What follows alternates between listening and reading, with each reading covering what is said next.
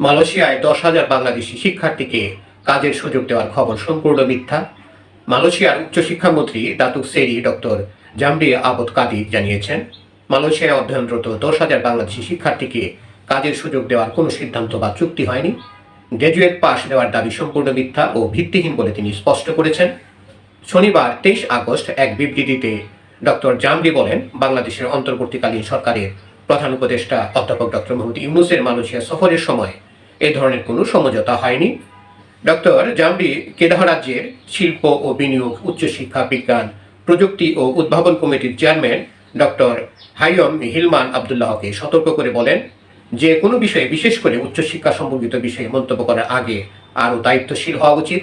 তিনি বলেন, বাংলাদেশের একটি সংবাদপত্রের প্রতিবেদনের ভিত্তিতে তিনি অভিযোগ করেছেন, আমি মালয়েশিয়ায় থাকা 10,000 বাংলাদেশি শিক্ষার্থীকে কাজের সুযোগ দিতে গ্র্যাজুয়েট পাস দেওয়ার বিষয়ে সম্মতি দিয়েছি।